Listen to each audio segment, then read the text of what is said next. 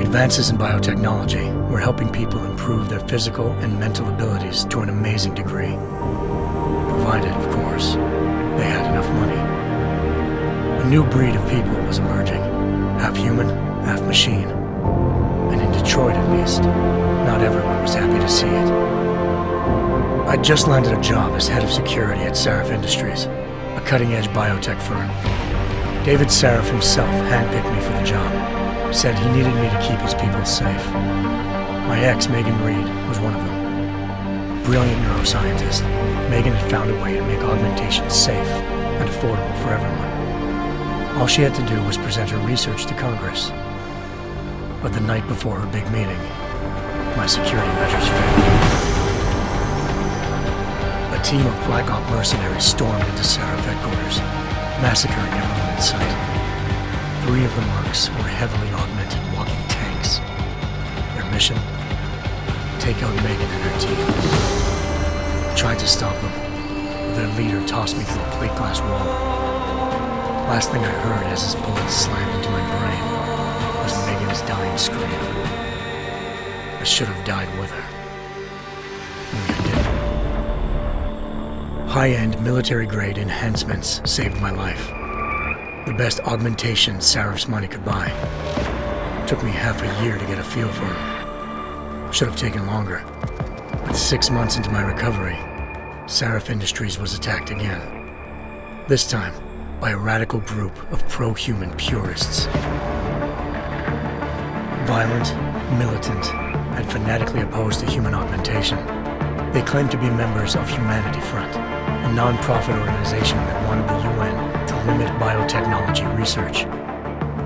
The thugs broke into Sarif's factory and found machinists working overtime on a top-secret military augment called the Typhoon.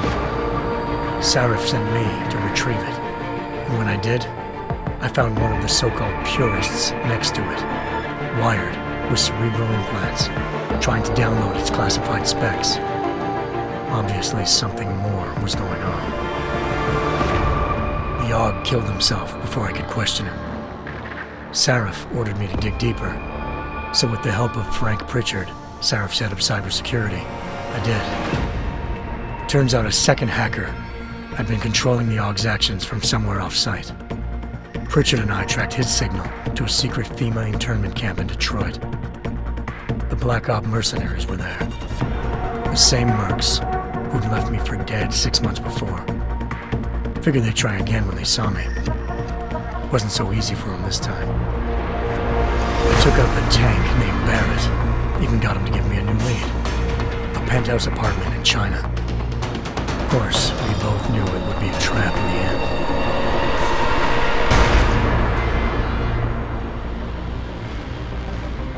Hengsha Island, China. Home to a city so crowded, they had to build a second city on top of it. Trying to find clues in Hengsha wouldn't be easy. Lucky for me, I wasn't alone. Farida Malik, Sarif Industries' ace pilot, had lived in Hengsha before. A good person to have on your side. She knew enough about the place to get me around. Malik dropped me in the lower city, close to the penthouse Barrett had told me about. Bell Tower Associates, a private security firm under contract to the Chinese government, had agents tossing the suite when I arrived. Just not for the reason I'd been expecting. Turns out the man who lived there was a criminal hacker named Van Bruggen. The same hacker who'd been remotely controlling the AUG in Sarif's factory. Van Bruggen's panicked decision to force the man to commit suicide had been a mistake. Now his mercenary partners were gunning for him, and I needed to find him before they did. Locating Van Bruggen meant playing nice with the Triads, Hengsha's organized crime lords. They had the hacker holed up inside a low-rent capsule hotel. By the time I found him, Van Bruggen had no qualms giving up the woman who hired him. Zhao Yunru, president of the Taiyang Medical Corporation. According to Van Bruggen, Zhao wanted to monopolize the augmentation industry and had hired Black Op mercenaries to destabilize her competition. Sarif Industries was at the top of her list. To prove this, I needed to get inside TYM and grab a surveillance hologram off a server. I suspected Van Bruggen was hiding something when he told me this, but nothing could have prepared me for what I saw.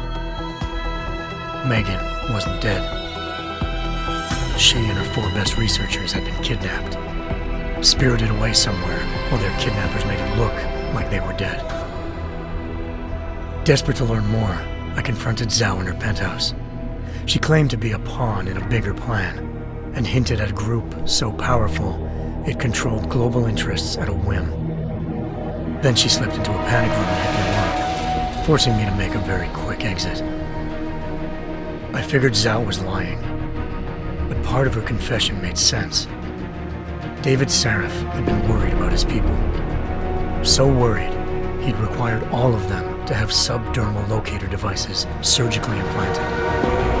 The GPOs would have been broadcasting the day of the attack.